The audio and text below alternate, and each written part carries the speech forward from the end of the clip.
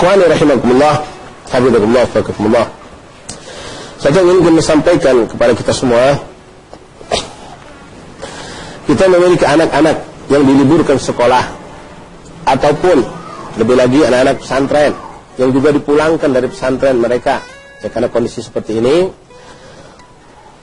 maka kami menghimbau benar-benar kepada para habaib, para hubabat, hadirin hadirat ikhwan sekalian yang memiliki anak atau keponakan atau cucu yang mereka dari pesantren yang terutama, ya, yang mereka sepanjang berbulan-bulan dididik, mereka diarahkan, dijaga, dibimbing untuk menjadi seorang istiqomah, orang yang dekat sama Allah, orang yang selalu sholat berjamaah, gobliyah, ba'diyah, dzikir, wirid, Quran, semua mereka lakukan. Yang mana maaf, bukan sesuatu yang berlebihan. Apa yang mereka lakukan di pesantren-pesantren, terutama pesantren salaf, ya, yang di situ dididik aurat, azkar, sholat berjamaah, sunnah-sunnah Rasulullah. Kalau mereka lakukan di rumah atau di kampung, ada orang yang melakukan seperti yang mereka lakukan, Allah ikhwani, kalau ada orang di kampung kita, di komplek kita saksikan melakukan perbuatan apa yang dilakukan oleh santri-santri di pesantren itu, kita katakan ini orang waliullah, ini orang soleh. Kenapa? Bangun sebelum subuh, sholat 5 waktu, nggak pernah lupa berjamaah, di awal waktu, pakai siwak, sholat gobliyah, ba'diyah, wirid, dzikir, Al-Quran nggak lepas. Tiap hari apa kata yang keluar dari lisan mereka? Qala Allah Ta'ala, qala Rasulullah, qala ulama. Luar biasa. Melihat maksiat, insya Allah jarang sekali. Mengucapkan kalimat kotor, apalagi dusta dan macam-macam maksiat, insya Allah jauh mereka. Bahkan kebaikan-kebaikan yang ada pada diri mereka. Nah, kalau ada orang model begitu, kita saksikan ini ada orang yang bisa di kampung kita. Ya. Sebelum subuh udah ke masjid, udah ke musola, tahajud, sholat, witir, baca Quran, istighfar, sholat adzan, jawab adzan, sholat gobliyah, baca doa, baca subhanallah bihamdi subhanallah azim astaghfirullah 100 kali, baca irid itu, baca doa fajar, qomat, sholat, habis sholat berjamaah, ya subuh, masya Allah, Allahu Akbar, jaminan dari Allah, perlindungan dari Allah, dalam naungan, dalam lindungan Allah, Allah berikan itu. Orang yang sholat subuh berjamaah, isya berjamaah, dari lisan Rasulullah sallallahu alaihi wasallam. Habis sholat subuh, mereka enggak tidur. Habis subuh sampai isyraq, duduk ngadep Allah, zikir. Sekarang di mana kita dapatkan? Di kampung-kampung kita. Maaf, jarang sekali. Kalaupun ada, mungkin ada beberapa gelintir dari sekian banyak umat Islam di satu kampung, paling 3 orang yang melakukan hal itu. Tapi inilah yang mereka lakukan di pesantren. Ini yang mereka lakukan di pesantren para habaib, para kiai, para salaf, pesantren salaf terutama. Ya, mereka seperti itu. Badan isyraq, mereka nggak ngurusin dunia. Mereka istirahat. Itu mereka lakukan, mereka khidmah, bersih-bersih pondok, lalu mereka bersihkan diri mereka, mandi segala macam. Lalu mereka melakukan persiapan makan, lalu sekolah, belajar, selesai belajar lagi, semua yang mereka pelajari nggak keluar dari apa yang kami katakan, qala Allah, qala Rasulullah, qala ulama. Ini yang keluar dari lisan mereka. Subhanallah. Nah, ikhwan rahimakumullah, habaib, ummahat, hubabat, akhwat rahimakumullah, tolong, walaupun kami alhamdulillah doakan Allah seterusnya selamat afian, tidak ada sesuatu yang buruk, pesantren Lubat belum mengembalikan santri. InsyaAllah ya Rabb, mudah-mudahan selamat semua sampai seperti biasa kami mengembalikan santri tanggal 20 Ramadan. Mudah-mudahan insyaAllah putra-putri insyaAllah sama. Ya, karena kondisi keadaan para habaib kita, para kiai yang ada di Pulau Jawa, mereka mengembalikan santrinya kepada kita. Tentu kita semua maklumi keadaan tersebut dan itu yang terbaik untuk anak-anak kita. Tapi tolong ikhwani, jaga.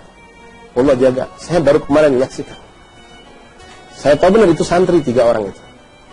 Naik motor tanpa helm, pakai sarung, baju kaos, numpuk 3. Santri baru berapa hari pulang sampai ke Palembang. Nggak hadir sholat berjamaah, subuh pun nggak kelihatan. Ini harus ditegur, harus diingatkan. Kita harus merasakan inilah mungkin cikal bakal yang akan menjadi tentaranya Allah dan Rasul ke depan. Sekarang mereka santri, mungkin 7, 8, atau 10 tahun lagi mereka akan menjadi tentaranya Rasulullah. Kita bantu mereka. 8 bulan, 10 bulan di pesantren dijaga, bahkan sampai 11 bulan.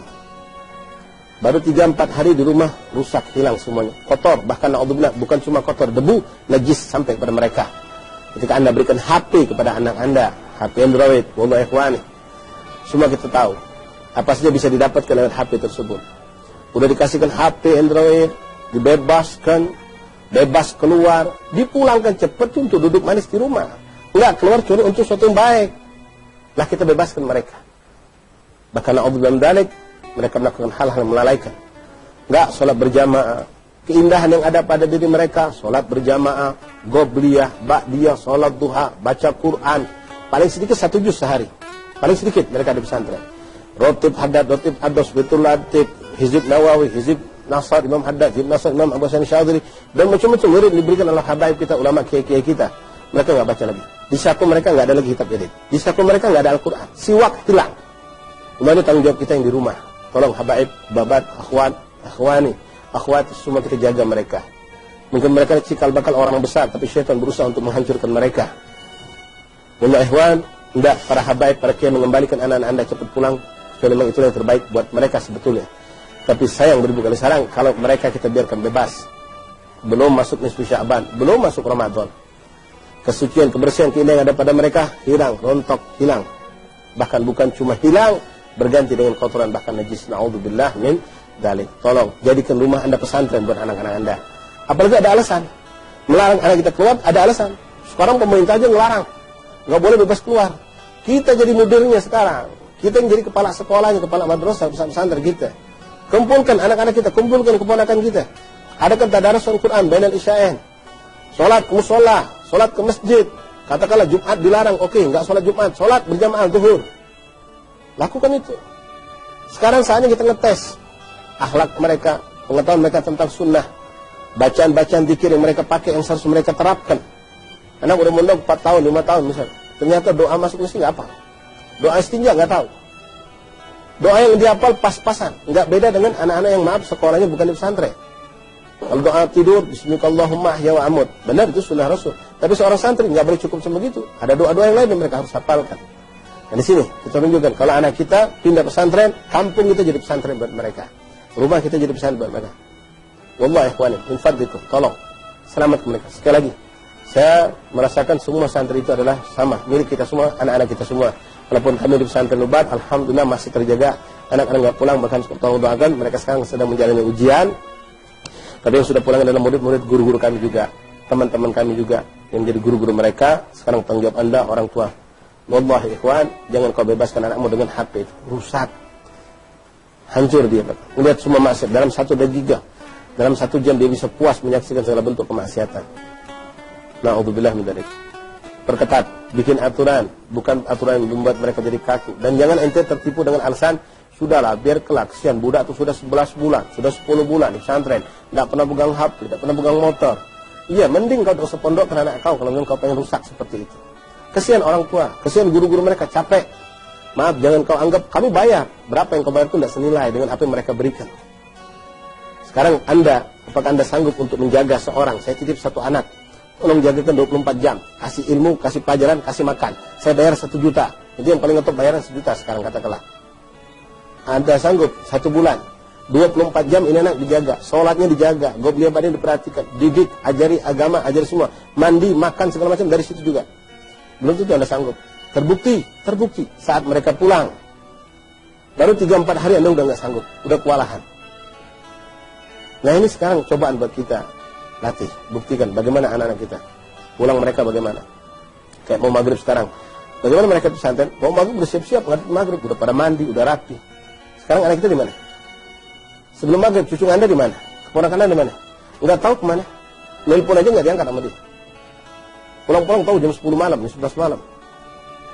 Subuh nggak kelihatan di masjid. Sholat apakah sholat di rumah sekedarnya, pakai sarung begituan, pakai kaos, nggak pakai peci, wudhu sembarangan, sholat gobliyah enggak, wirid boro-boro. Habis sholat subuh tidur, bangun-bangun jam 8 minta makan sama emaknya. Jam 9 keluar. La ilaha illallah, astagfirullah, a'udzubillah. Ikhwan rahimakumullah, mari jaga.